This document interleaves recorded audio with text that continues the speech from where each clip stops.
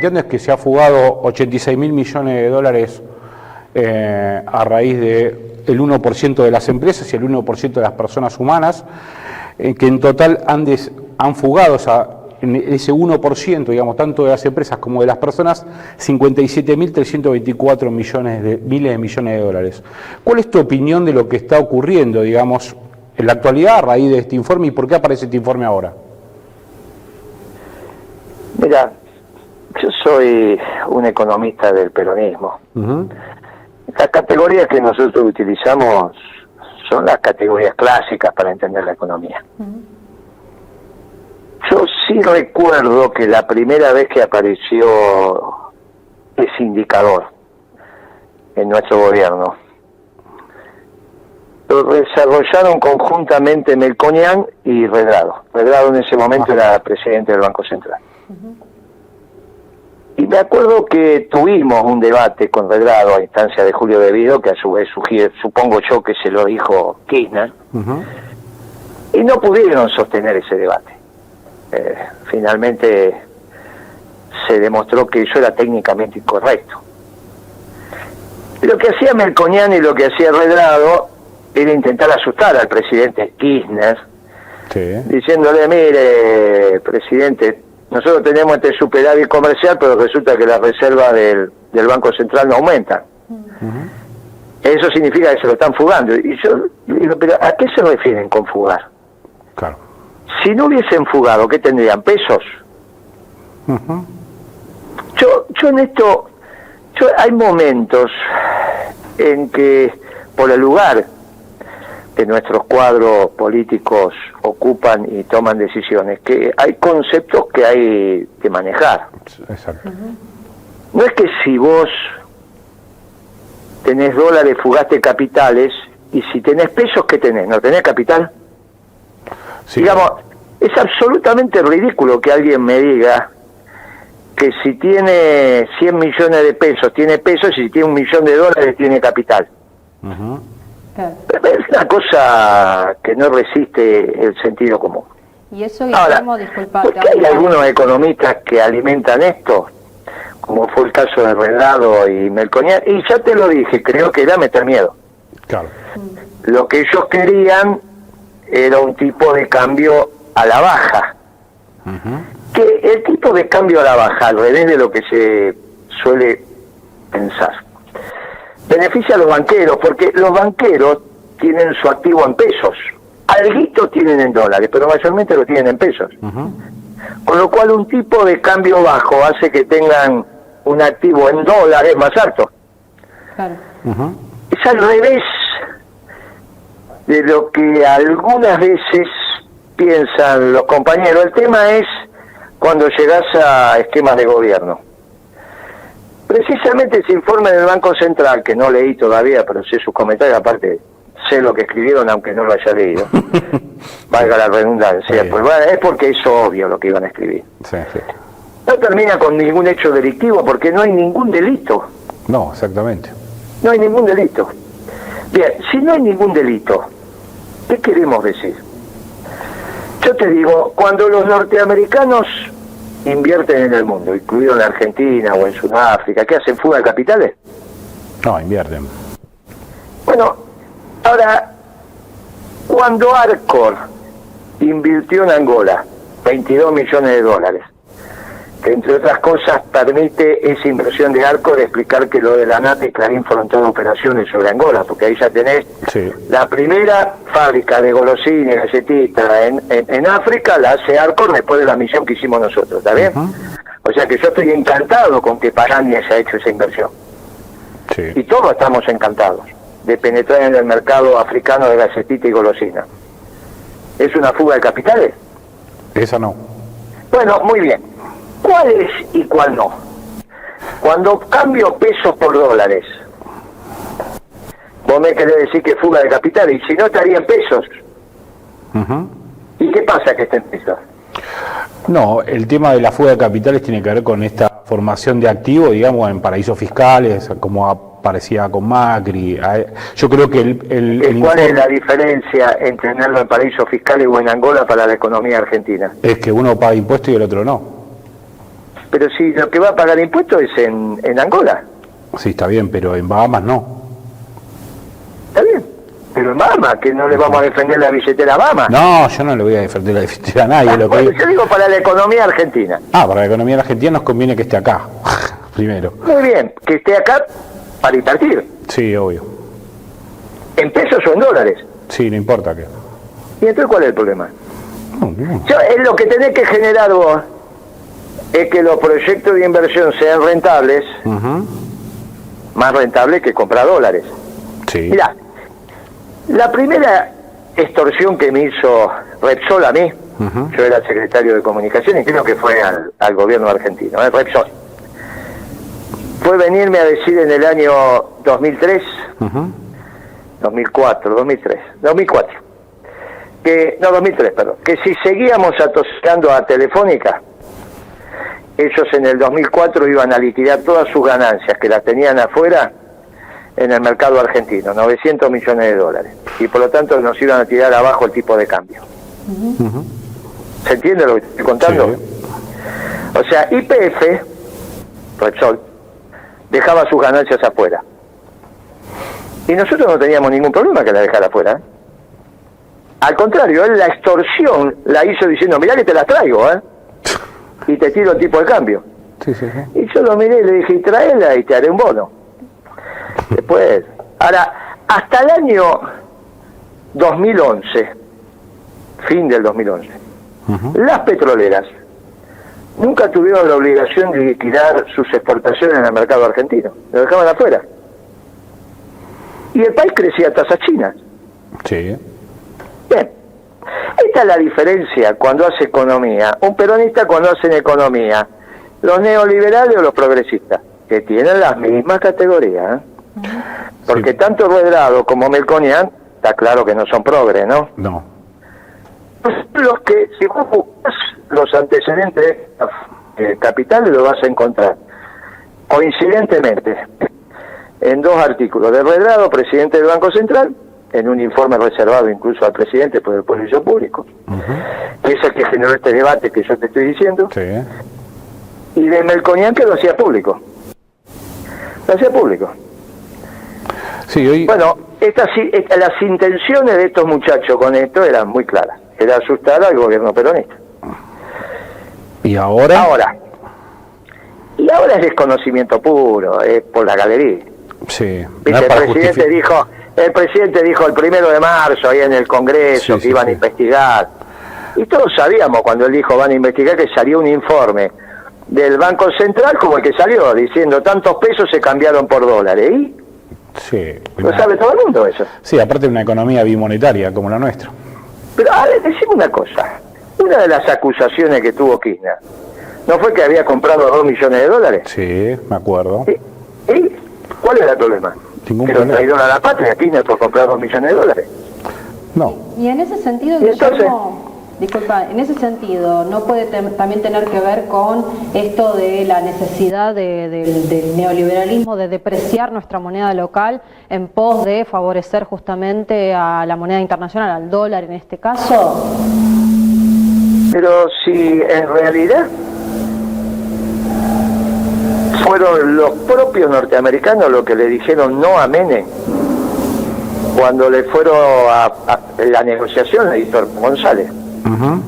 Le fue a plantear Menem la dolarización total de la economía, como era Ecuador, Sí. a Panamá, pero le fue a decir a Herman González que tenían que hacerse cargo de una corrida bancaria. Y los norteamericanos dijeron que no, si quieren dolarizar, usen. Yo no tengo ningún problema que ustedes se vistan de vaquero, pero no me piden que le bajamos el precio. Si quieren usar vaquero, usen vaquero. Claro. Quieren dolarizar, dolaricen. Ahora, si quieren una corrida bancaria, se la bancan ustedes. Los propios banqueros no quieren la dolarización. Por lo que yo te dije antes. Sí. Lo que pasa es que no hay que entrar con preconcepto, hay que entrar con conocimiento. Claro. Los banqueros son los primeros que no van a querer la dolarización, ni que este esquema se transforme en vez de bimonetario en una sola moneda que sea el dólar. ¿Qué banqueros? ¿El Citi? No. No. Brito no quiere. Claro. El Banco Galicia no quiere. Los bancos nacionales lo quieren. Claro, porque le conviene, hace una porque diferencia. se quedan sin una mercadería donde ellos tienen cierto predicamento. Exactamente. Y bueno, entonces, Ahí está bien. Y además este informe obviamente aparece también en un momento donde está discutiendo el impuesto a las grandes fortunas, que se quiere cobrar por única vez. me parece que es otra tontería. Y Eso sí, es yo otra sé. tontería. Lo haga quien lo haga. ¿Vos te parece que en la Argentina van a hacer 4.000 millones de dólares? ¿Por qué no le cobramos los 7.000 millones de dólares en la pampa húmeda? Y bueno, ¿por qué? ¿Por qué no se le cobra? ¿Qué sé yo? Porque no se pregunta la verdad, porque no se le cobra. No sé por qué no se le cobra. Yo le hice la cuenta, se los puse, y me dijo que la cuenta estaba mal. Me contestó Clarín diciéndome, no, bueno, 7.000 no, pero 5.000 estamos dispuestos a poner. Y bueno. Lo escribió, Sí, Clarín sí. Rural, el juego, lo escribió, está ahí. O sea que cualquiera que busque lo encuentra. Claro. Y en vez de eso vamos con un impuesto porque va a recaudar 3.000, 4.000, si es que lo recauda por única vez. Y en ese sentido, Yo Guillermo, lo que creo que en esto, mire, cuando se pierde la seriedad, vamos por mal camino. Y el gobierno de Kirchner esencialmente fue serio. Sí. Serio, doy fe de esto. Sí. Serio. Por eso pudimos crecer la tasa china. El gobierno de Kirchner y el gobierno de Duarte, Naturalmente lo de Cristina también, pero estoy diciendo como Alberto se compara con Kirchner todo el tiempo, ¿viste? Claro. ¿Romy? sí, no, en ese sentido lo que te quería preguntar, Guillermo, era cómo ves, justamente hablando de impuestos al pedo, cómo ves el esquema impositivo, o sea, porque lo único, aparentemente, para reactivar la economía, parece que la única idea que tienen es seguir impulsando nuevos tipos de impuestos o nuevas formas de cobrarle a alguien para sacar plata. ¿Cómo ves eso? O sea, porque hay otras respuestas evidentemente, pero bueno, no están al alcance del común de la gente, que es lo que queremos hacer en este momento, o sea, acercar todo esto y que la gente entienda de qué estamos hablando. Mirá, para reactivar la economía tenés que tomar dos medidas sustantivas. La primera es bajar el precio de la comida en términos proporcionales con los ingresos populares. Y eso se baja con retenciones fuertes, Sí. importantes. ¿Está bien? Sí. Cuando vos le bajás proporcionalmente lo que trabaja por mes, le sobra plata, y el resto la empieza a gastar en otras cosas. Por eso lo que hizo Macri fue exactamente al revés. Sí. Duplicó el precio de la comida. Sí. Y ahí te secó el bolsillo. Ahora, tenés que poner retenciones. No empezar a decir que vos los querés, que los oligarcas que son buenos, que La solidaridad. Perón y Eva fueron muy claras. Es la raza maldita y hay que terminar con las consecuencias de la oligarquía en el costo de los alimentos y por lo tanto en el precio de los trabajadores que compran habitualmente. Muy bien. Lo segundo es poner la energía en función del costo de exploración y explotación y los márgenes justos y razonables que necesita la cadena, tanto de transformación como de comercialización. Eso hace algunos años atrás, pero el año pasado todavía era potente. Este año ya es menos potente, porque el barril de petróleo con exploración y explotación en la Argentina, cuando hicimos las cuentas, está en $35. Sí. Dale $10, $15 a la cadena y te quedan 50. Bueno, hoy es más o menos lo que tenés en el mundo en términos de barril de petróleo transformado. Claro. Bueno, lo podés hacer, no vis a vis al mundo vas a tener una gran ganancia, así con los alimentos, pero al menos lo vas a bajar en función de lo que está hoy en el mercado. O sea, vos necesitas llegar a un gasto de 60 centavos de dólar, más o menos. O sea, sí, ese es el precio del gasol. Cuando la Argentina estuvo a 60 centavos de dólar el litro de gasol y tuvo la comida en términos proporcionales a nivel más que accesible para los trabajadores, la Argentina creció a tasas chicas. Vos con la energía le das rentabilidad por unidad vendida a las empresas. Le bajás el precio de la energía, cada unidad que venden ganan un poco más. Y bajando el precio de la comida, le pones plata en el bolsillo a los trabajadores. Claro. Ahora eso lo tenías que hacer el 11 de diciembre, ¿no? Decir que tenías un plan pero era secreto. Claro. Digamos, parece un sketch de Superagente 86. Vos decís, sí, tengo un plan económico, pero es secreto. Si lo único que no puede ser secreto es la economía, si no la hace el gobierno direcciona la economía, pero la hace los privados. El movimiento obrero, a través de los trabajadores y los empresarios. Claro. O sea que si vos tenés un plan económico y es secreto, los empresarios y los trabajadores no saben qué hacer. Vale. Propio estas ideas extrañas de los progresistas. Por eso a mí cuando Alfonsín dice que este es un plan económico radical, me aclara, me ilumina, porque es evidente que yo ya no tengo que decir que este es un plan económico peronista, porque creo que Alfonsín tiene razón, es radical, y por el otro lado empieza, también ilumina y esclarece, en que todos empezamos a tener claro cómo va a terminar, porque todos sabemos cómo termina la economía radical. Buenos Aires. Lamentablemente. Guillermo, y es interesante también porque el tema del impuesto, ¿no? Un sistema de impuestos lo que refleja, de mi punto de vista, es las relaciones de poder hacia la sociedad, ¿no? Entonces, es entendible lo que planteás con el tema de estos oligarcas, digamos, que tienen, que viven de la renta de la tierra, ¿no? A los productores. Entonces, a mí me parece que obviamente hay que hacer una reforma tributaria, me parece necesario, y realmente ir contra quienes tienen que ir. O sea, no se puede vivir en Argentina, no podemos seguir pagando al pueblo el costo de este endeudamiento, este despilfarro que hubo, porque por más que uno investigue, la deuda es legal, porque pasó por el Congreso y fue aprobada por los presupuestos. Entonces, hoy estamos sin presupuesto. La deuda la tienen que pagar las 1000 familias. Sí. No es que la tienen que pagar. El problema no es si pagamos o no pagamos. El problema es quién pone la plata. Si la plata la ponen los oligarcas, no tengas ninguna duda que en 20 años vos bajaste, 22 años, bajaste cerca de 150.000 millones de dólares. ¿Qué es la deuda exigible? La que está en dólares, en tenencia extranjera, incluidos los organismos multilaterales. Más o menos te da estos números. ¿Está bien? Sí. Bueno, la tienen que poner. Pero a su vez conseguís que los alimentos estén más baratos.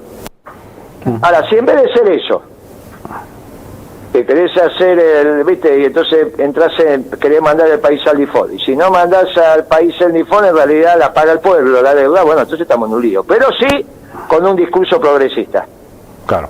Entonces vas a terminar igual que la Alianza, diciendo que vos eras bueno y no te dejaron.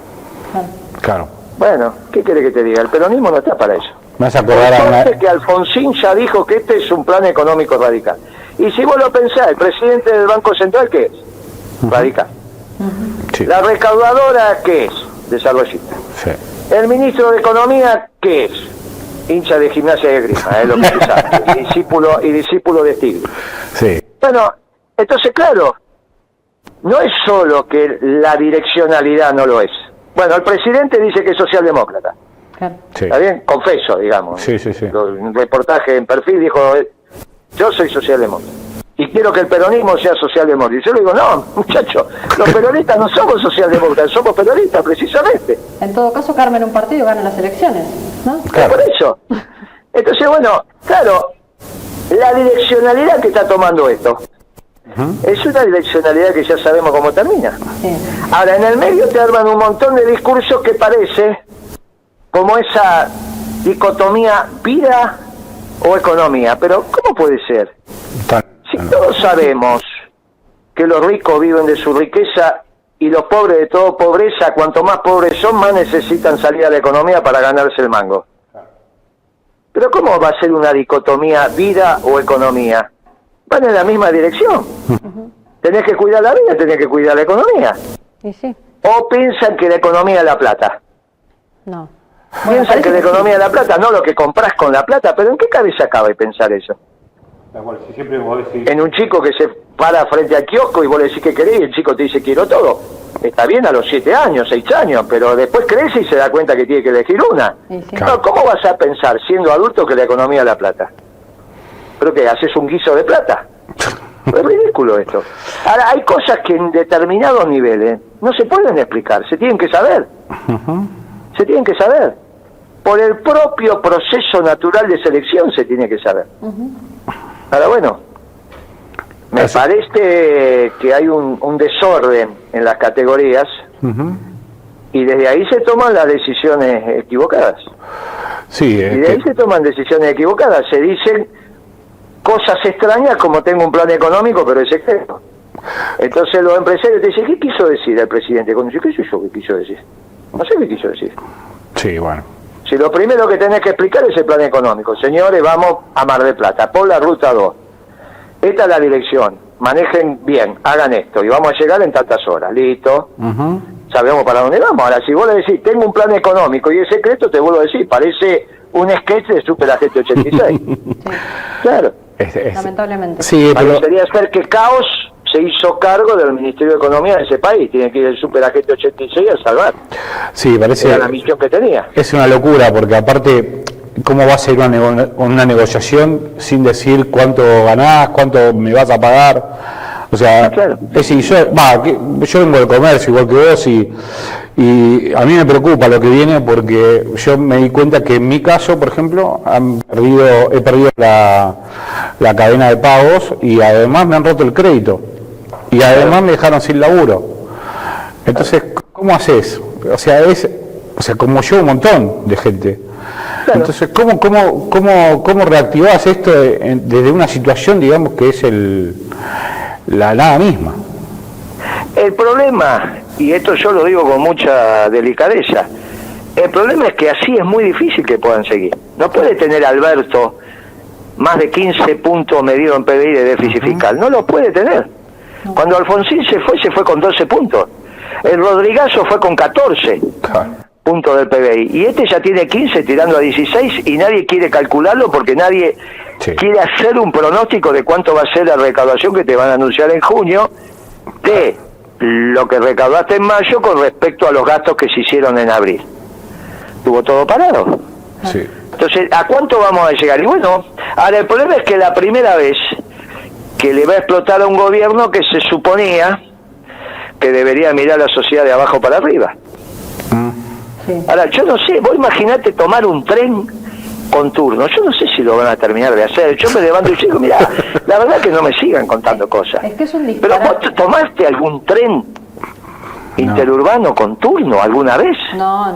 Que te limiten la sube. Es un disparate porque aparte dejan afuera a toda la gente. No, que está en ¿sabes trabajo qué? Lo que informal. pasa, nunca anduvieron en tren. No, de ninguna manera. Tal cual.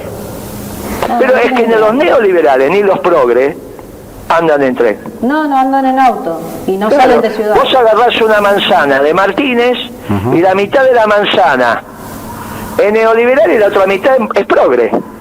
Pero son progres los sábados a la noche y durante la semana se ganan la vida en Coca-Cola.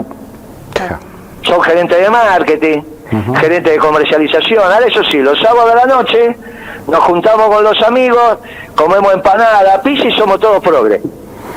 Es contrario a la naturaleza de las cosas, esto que están diciendo. Sí, Ahora, yo entiendo que vos no podés tener los trenes atestados, pero tiene que haber otra solución. Los expertos en transporte tienen que encontrar otra solución. ¿Cómo le hace si a la gente saque turno? Pero no tiene ni idea si la gente...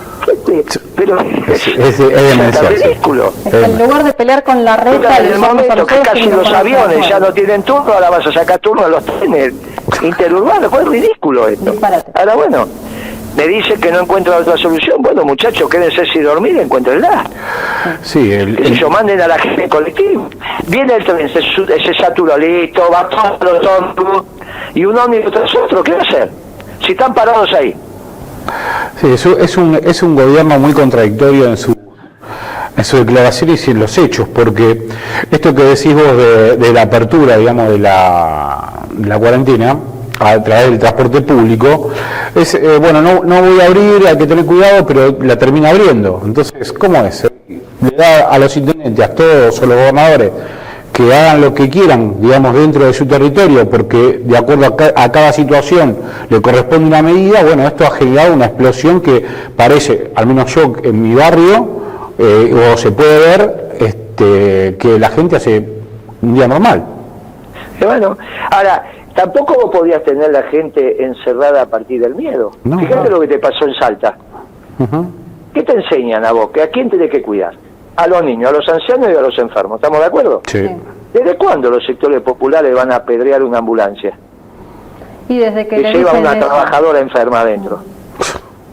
Y eso es producto de este desorden que hicieron de meter miedo a la sociedad. Vos tenés que meter persuasión, pero decía, se conduce de la persuasión, no desde el miedo. sí. Y si no leíste a Perón, al menos leí a Napoleón, que decía, las bayonetas sirven para todo menos para sentarse arriba. Claro. Bueno, es que, ¿sabés qué pasa?